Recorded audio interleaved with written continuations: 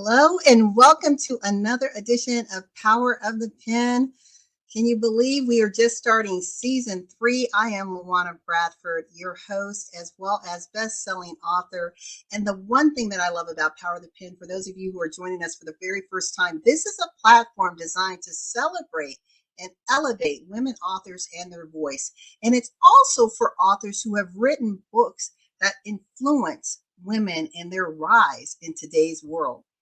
I'm excited because I have a special guest today, Dr. Teresa A. Smith, and she is an author, she's a speaker, she's a teacher, she is an influencer, she is a TV show host and producer, and the author of a new book, which is Transform with Dr. Tas, Healthy Recipes. Let's think about that. In today's world, we are inundated with so many options. Right? Whether we eat healthy or choose that donut or that fast food.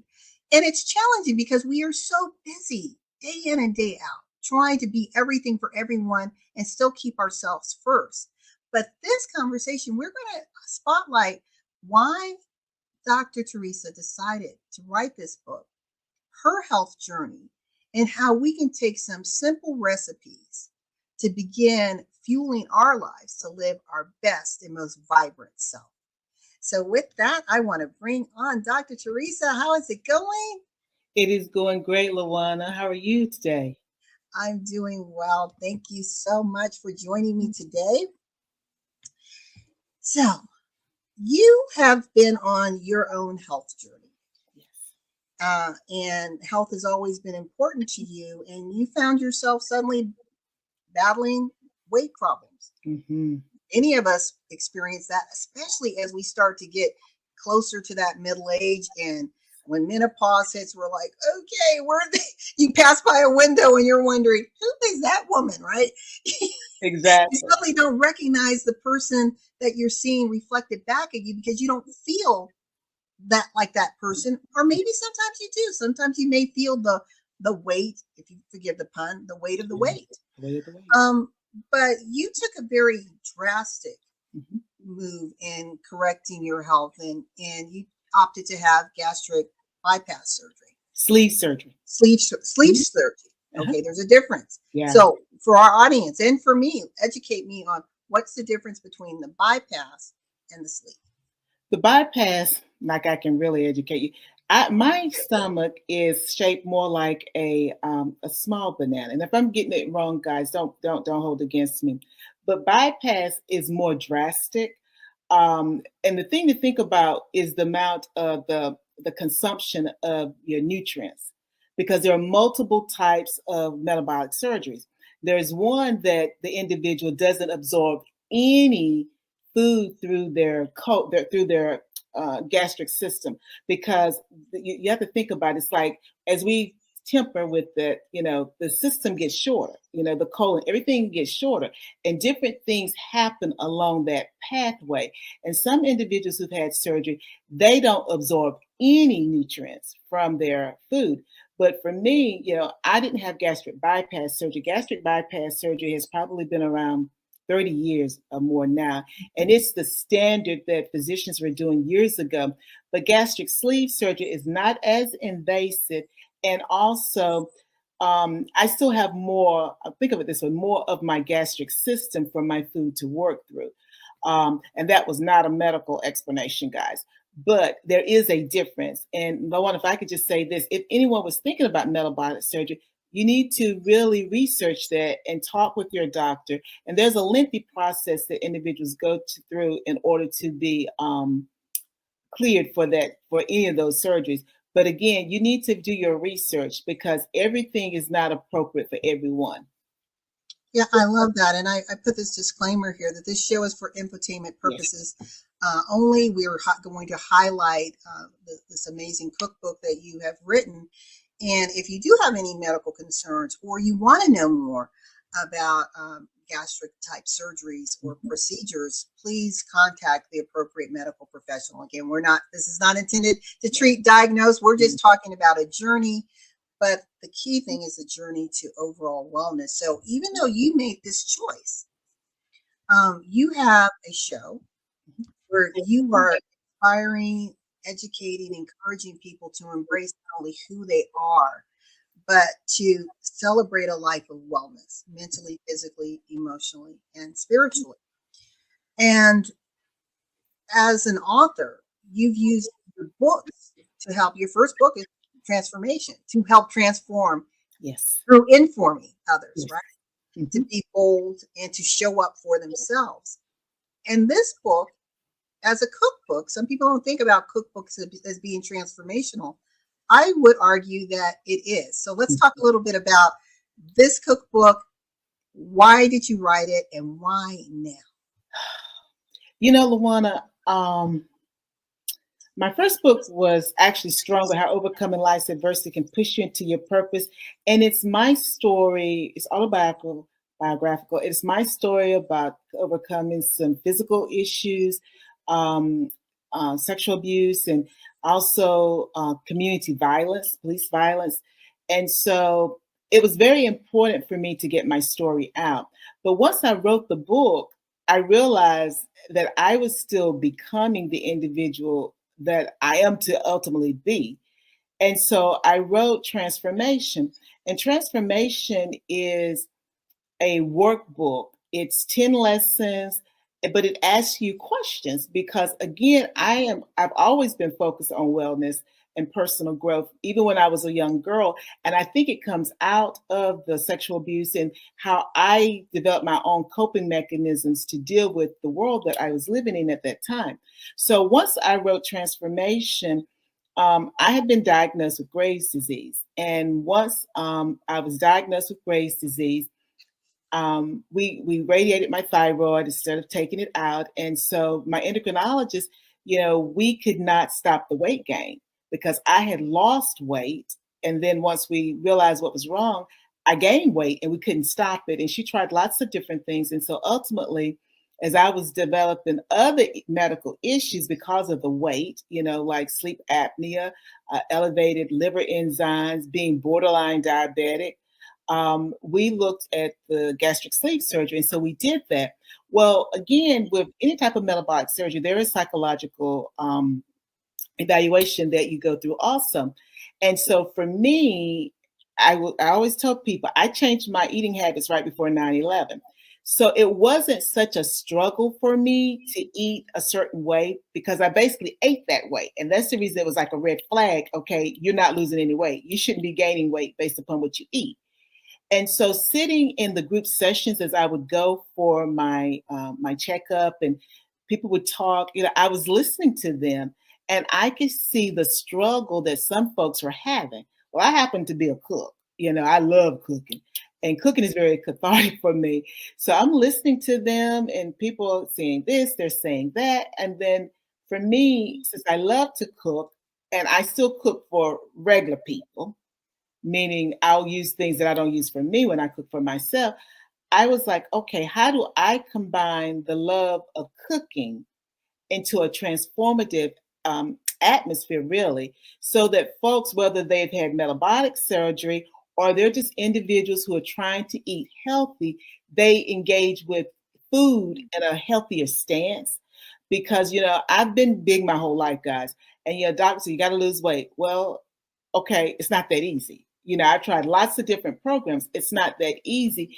And so it becomes, you sometimes can become defensive and your relationship with food kind of shifts sometimes because you're trying to not gain weight or you're trying to lose weight. And so as you talk about, for me, food can be transformative because when we eat properly, it helps to fuel our body. It helps our cells regenerate, all those good things. So we have to have food, but we have to look at what we're putting in our body. And so with Transformation, my book, and then I started my show, Transform with Tas, where I am in the kitchen cooking and sharing the recipes with my audience, as well as interviewing individuals. I thought, okay, people are saying, I'm trying your recipes. Let's put them together and then give some commentary about how I developed the recipes or what was going through my mind at the time. And so that's how the cookbook was born. It's my way of trying to reach the audience in a different way, because we all learn differently. Some people, they can listen to something, they get it, but when they hold it in their hand, they really get it because they may be a tactile learner. And so also I think action is so important. So now you have the recipes and you can watch me cook them, on my Instagram Live, where I put everything on my YouTube channel. You can watch me cook and then you can follow along. And so I'm like, okay, this helps individuals to see that they're not alone. Because lots of times, we talk about accountability partners as it relates to losing weight and things of that nature, or doing some type of life change.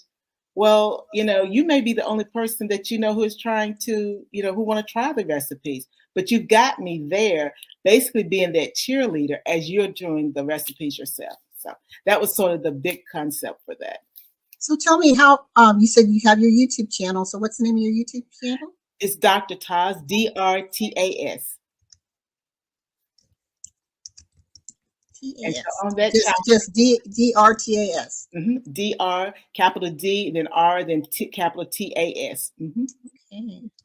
Period. I hope I put the period there. DR period TAS. Oh, put the period. Okay, gotcha. Mm-hmm. Yeah, I want to let people know that they can follow you on your YouTube channel as well. I love that you shared your health journey, and we face, as you said, you've experienced weight challenges your whole life. Others have gone through a life-changing situation, and because of medication, secondary, tertiary effects can be, a weight problem.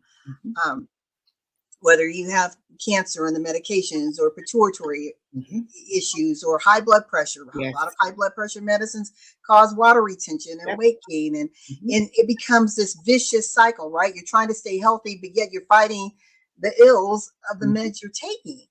And we are not here talking against the medications, but we also know that Hippocrates stated that let food be thy medicine, right?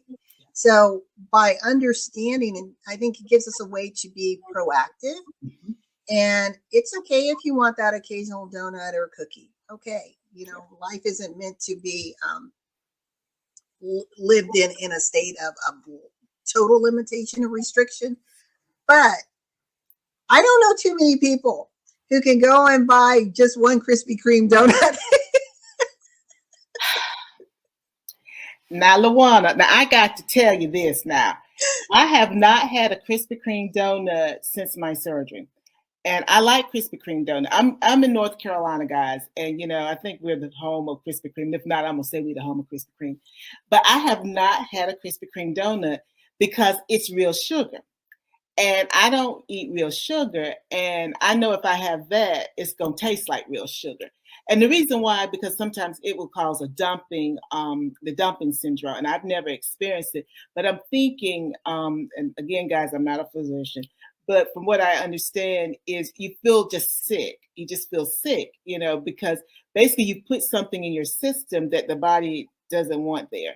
And so you can almost equate it, perhaps, guys, to like overeating. And it's like, oh, I feel sick now. But that Krispy Kreme donut, if you're going to have a Krispy Kreme donut, you got to have a glazed donut. And that's the reason I said that real sugar on that glazed donut. But again, I'm with you on that. I don't believe in depriving yourself, because I've found over the years, if I want something, go ahead and have that. Because if I don't, I will eat lots of stuff that I really don't want. And then by the time I'm done, I still eat what I wanted. So for me, it's like you ate all those extra calories because you're trying to satisfy this need, this desire, this craving. Just have that craving, but only have a small portion of it. So if you want sweet potato pie, just get a sliver of the sweet potato pie, and then to give the rest of it away to your neighbors. But you had your sweet potato pie, you see? Yeah, I love that. I want to read something that you said. Okay. And you said, this is in your introduction. You said, one of my earliest memories is of being in the kitchen watching my mom cooking dinner. And we can all relate to that, right? I was her sous chef and taster. At the time, I didn't understand how tasting her various foods would develop my palate. I just thought it was fun. Yeah. When I was 9, my mom taught me to bake old-fashioned Southern cornbread. I moved quickly from cornbread to home-baked cakes. My love of cooking matured as I did and is the one thing that brings me the most joy. And let's talk about that, because even though you have altered how you eat and that relationship with food, it didn't take away that joy of cooking and preparing food. In fact, you're tapping more into your creative side and creative genius and experimenting and showing people that you can take this comfort food, right, and translate it in a different way that it still gives you comfort, but yet it's healthier. So let's talk a little bit about that. Okay. Well, actually, I this morning I was cooking before we started, and I made the gingerbread, the oatmeal gingerbread cake recipe that's in the cookbook, and I'm making it, and I created the recipe, but I'm making it. I'm like, but then it was done, and right before we started our interview, I was gonna just put some of this icing on it, it's sugar free, guys. But then I thought, no, why don't you just smear it like it's a real cake? And I'm gonna take a picture of it. And I was like, oh, this looks so good, because I didn't do that the first time when I first created the recipe. And I know people like, well, that brought you joy? Yeah, it did. Because it was like, oh, it's the same recipe, but it's different. And it's like, I don't know what it is about cooking that does it for me. But I think about it sometimes, and it's like education, because I use all of my education, because you're pulling knowledge. It's the math, because you got a third of a cup of this. It's the creative writing, because you're writing recipes. I'm writing it in my brain, and it's like, I don't know. It's really the thing that brings me joy. And like I said, I cook for, I do two things for relaxation. I clean, but as I've told people, when I clean a certain way and I cook a certain way. I organize when I clean. It's an organized cleaning. It's not like, oh, I'm just going to do this, I'm doing no. I do it in an organized manner. And so it helps to calm me down and refocus me. And I think with cooking, it's the same sort of thing. I get to, I think this is going to sound really bad the way I'm going to say it. It's almost like an out of body experience, because I leave all the cares of the world alone. It's just me and the ingredients and the kitchen and my pots and pans and all my utensils, and everything else is closed out. And so, like when you were reading that, I could see myself just smiling, because that's what it is. But I think it's because it's the time that nobody else is important. It's that dish and me. And it's the relationship that we have as I am cooking, whatever it is. And it calms me, it soothes me. And I think that goes back to that time, those times, because there were less complicated times, if you think about it. Those who remember being in the kitchen with your mom or your nana, they were less complicated. And it takes me back to that time when life was so pure. We didn't have any worries in the world, and you're just there enjoying life. And that's what cooking does for me. It's life for me. It's just life. So what would you say to that woman that's listening and thinking, okay, Dr. Tas, that's good for you. I'm glad you love cooking. I'm glad you found your joy factor in the kitchen. But you don't understand. I'm that single mom. I'm having to run from here to there, and it's just easier to grab and go. What would you say to that woman, and how can she use her cookbook to start sprinkling in healthy eating in between the grab and goes? And since I'm talking about the oatmeal gingerbread cake, and I know someone who's exactly like that, I would start with that recipe. And the reason being is, when my mother made the recipe for me, because I sent it to her, I'm like, I got to make sure I got this recipe right. She made the recipe, and she's like, okay. And she said, my dad came in, and he was like, oh, can I have some of that? And she's like, sure. And he was eating it, and he must have asked, what is this? And what kind of cake is this, or whatever? And she told him, and he was like, this is not oatmeal. And she said, yes, this is oatmeal. And she probably says one of my recipes. And my mom said to me, if she didn't know, if she hadn't prepared it, she would not have believed it was oatmeal. So start with that particular recipe, because the kids won't know that it's oatmeal. You know what I'm saying? And they're getting their whole grain. They're getting and I put artificial sweetener in it, guys. And because I use a certain type, they're getting protein. So start with that, and then just slowly go from there, and let that become your favorite dish that you make, that they say, please make that, Mom. Just keep making it. And with the oatmeal cake, you can eat it anytime. And I eat it just as if it was cake. And that would be a way to slowly ease your way into using the recipes, and also giving you a sense of accomplishment too. Because again, it does take a little time. I'm not going to tell you that it doesn't, to cook, because you're on the go all the time. Well, you got to take some time, and think of it this way also. Maybe it becomes your special time. You make your dishes when you got everybody in bed. You may get up early in the morning and do your special dish. It can be your time for yourself. And because the recipes are healthy, then you get to have that time to prepare them and to reflect on life. But then you create something that's only going to feed your body in a good way. So that's what I would tell the person. Just start small and start with that recipe, because that recipe is going to throw you. And when people have it, they're going to be like, oh, really? Can you make that again? Which is going to boost your confidence, and you'll continue to make that recipe, and then you'll try some of the other ones. I love that key piece of advice. Start small. To our listening audience, we are here with Dr. Teresa A. Smith, and we are talking about her new book, Transform with Tas, Healthy Recipes, and how you can take charge of your health and wellness by making better choices in what you eat, and actually being part of the preparation, right? Don't rely on the restaurants, but you get involved. Mm-hmm. And when you said start small, sometimes we get inspired and we get motivated by all these videos, right? Yes. And we're like, okay, and we run to the store, or we go to the the farmer's market, and our carts are brimming with all of this produce. Mm-hmm. And we come home and we get overwhelmed. Yep. And then we end up having a lot of waste because we haven't consumed it. Mm-hmm. And we go back to old habits. But what you're saying, if we start small and get those little wins and start populating, and maybe it's, if you're single, maybe it's that one meal a day that you're doing something different, right? Or maybe it's that side that you're creating. Okay, what can I replace, the mac and cheese with? Yes.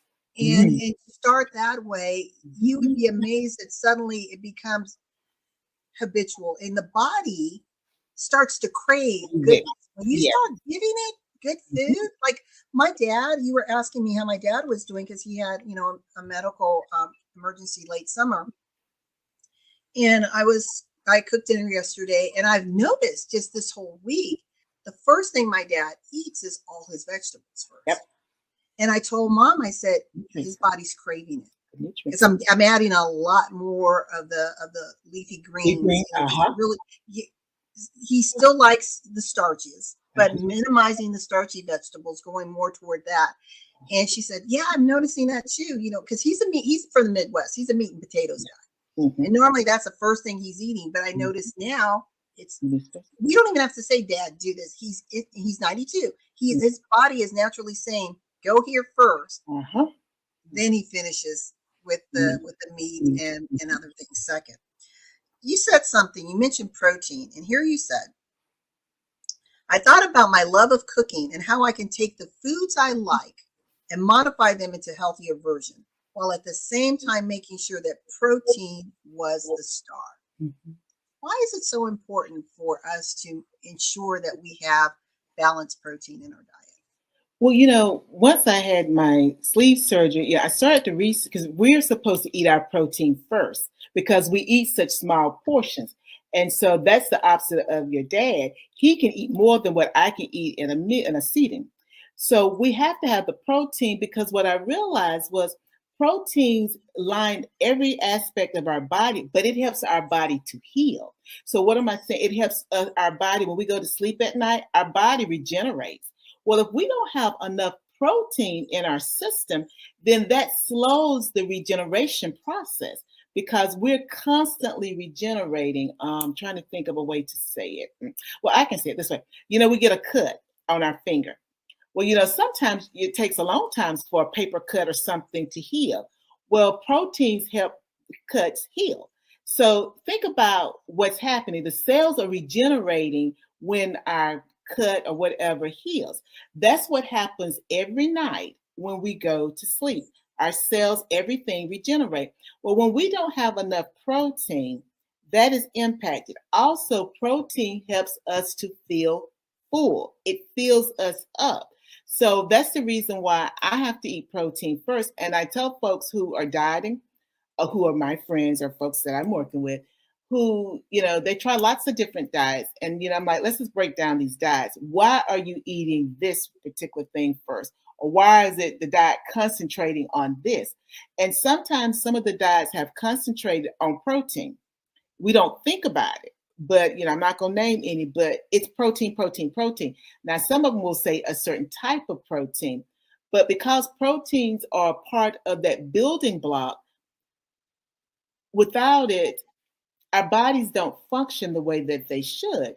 And we get protein, a little bit of protein from some vegetables, but it's not enough to meet the daily recommended allowance. So that's the reason why I'm like, you got to get your protein in because it's life-saving.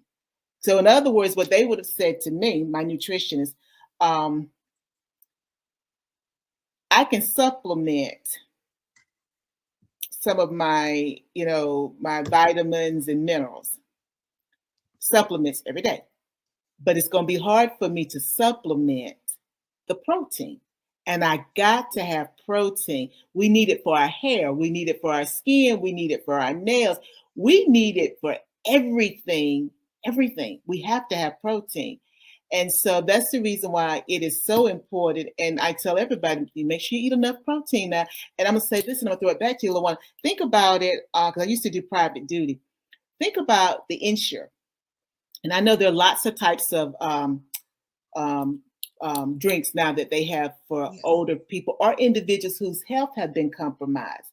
But Ensure has the vitamins, but it has the protein. Because think about it, automatically, most of them are milk-based. And then they add other protein there. That's to help the body to help sustain those individuals. So again, we don't think about it in everyday life, but protein is so important for everything that our body needs to do. I love that. We're going to take a quick break and we'll be right back.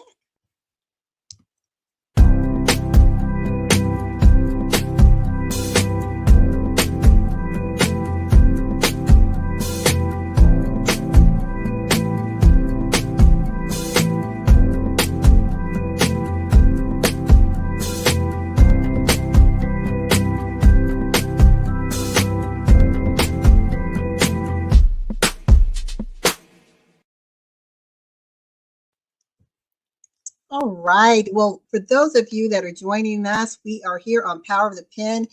We are starting with season 3. I cannot believe it's already in our 3rd season. And if you are interested in being a part of Power of the Pen, please reach out to me, LaWanna Bradford, at LaWanna at BradfordGroupMTG.com.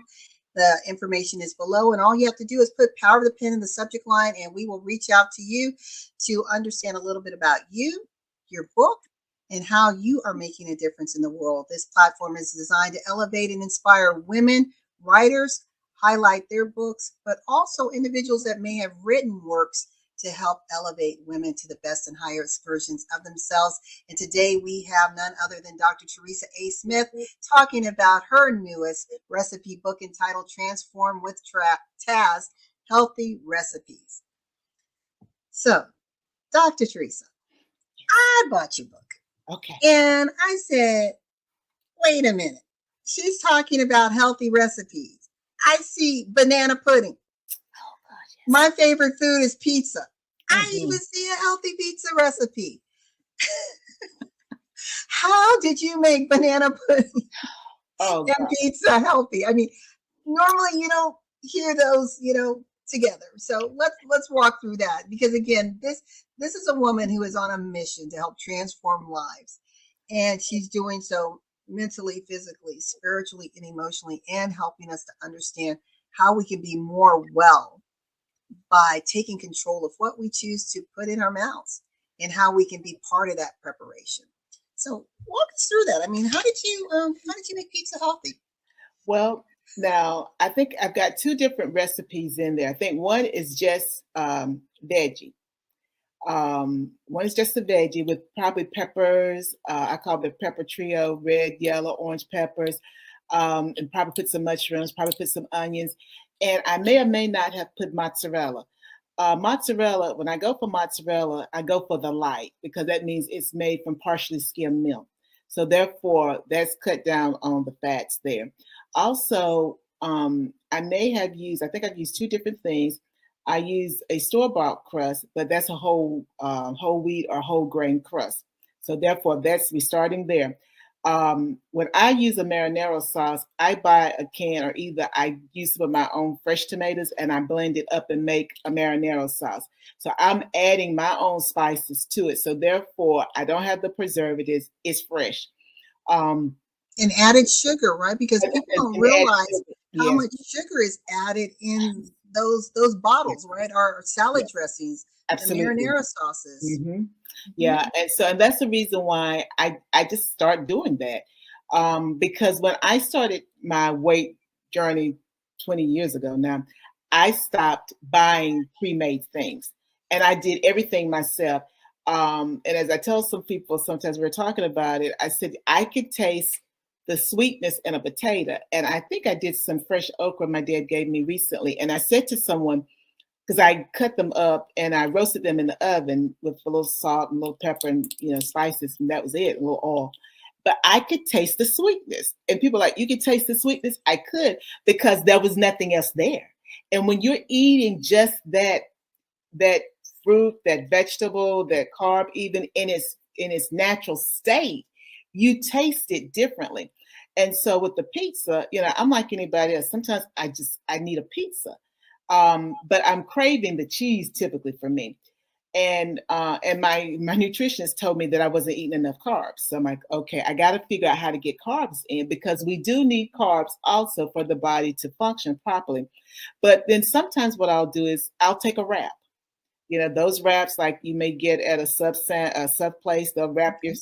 your sandwich. I'll take a wrap, I'll lay that out. I'll do whatever type of sauce I'm going to put on the bottom. Sometimes I don't do a sauce. I'll put that there. I'm thinking now, why don't you do a wrap and then do some either refried beans, guys? I'm making this up because I'm thinking about it as we're talking. I love cooking. Refried beans, because I don't think I've done this yet. Refried beans are basically refried black beans. Layer that as your sauce. I think I did it. Who knows? I may have. And you haven't gotten that recipe yet. And then start putting my toppings, build it from there. Because then for me, if you think about what I've just done, I've layered protein, then I'm gonna put vegetables, and then I may add some more protein, and then I'll use my low fat cheese. So therefore, it's protein on top of protein on top of protein. And that one, if I put the vegetables, you got a little vegetable. So I'm always thinking, as you just saw, I'm always thinking about how to make it healthier. Because remember, if I do a little small, sometimes I make it on wheat thin, not wheat thin, on a flatbread. I think that's Mhm. what a flatbread, or sandwich thin. Sandwich thin. That's what I'm thinking about. And I've learned that there's some sandwich thins that are still too thick for me. Meaning, it's like, think of a bun, but it's a thin bun. It's still too thick, because if I eat all that bread, I haven't eaten my protein. So there's a company and a store where I live at that is very thin. So I'll get that and I'll make my pizza from that. And so again, it's just being very conscious and very intentional about what you're eating. Now let's just flip to that banana pudding. Well, bananas are high in potassium. We need that. It helps with leg cramps and things of that nature. Well, sometimes I want something different.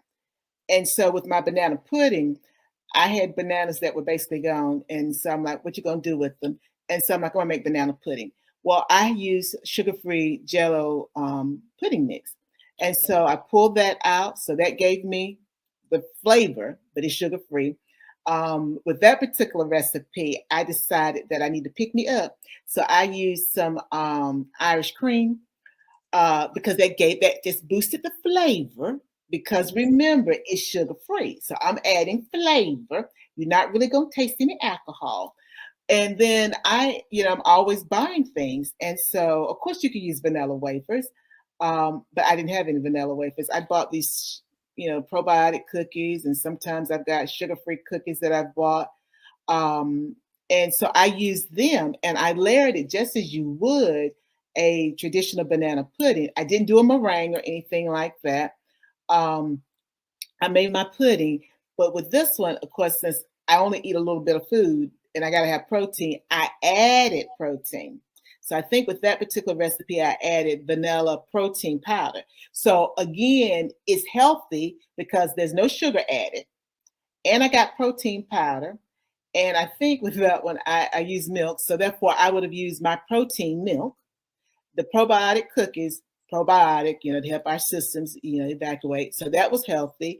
And even if I'd have had sugar-free cookies, I think with that one, I used some graham crackers. And anybody that's had children, graham crackers, they're not sweet. It's just a little cracker for a little kid. So I had some, and so I used that. But for me, LaWanna, it was like, okay, you want this.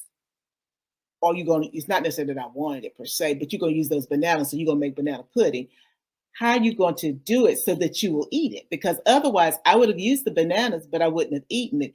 And I'm so conscious of protein. It's like, if I eat a bite of something, it's got to be good for my body, meaning for my body to function. And so that's how I come up with it. How is it that I can layer protein? Because, for those of us who eat small portions, I may eat 3 bites, and that's it. And so, well, I shouldn't say 3 bites. Let me be a little more. I may eat 5 bites, and that's all that I'm eating at that time. So those 5 bites have to actually have some protein. And of course, everybody who's watched my show, I have to have a crunch.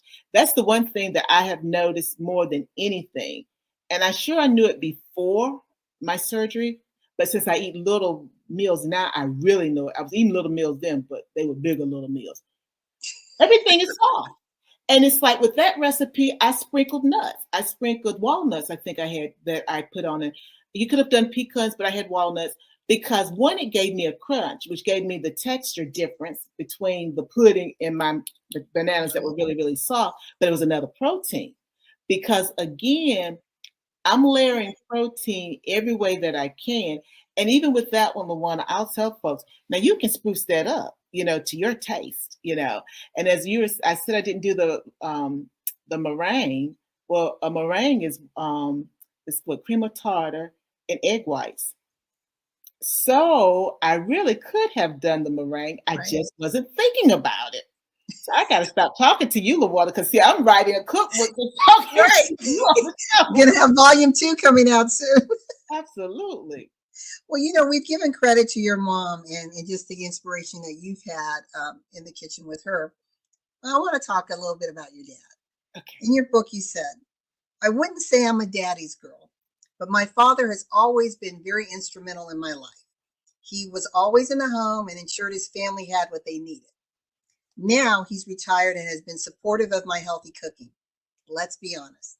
He's always liked my food, but now he's always game to tasting new recipes and give me his opinion.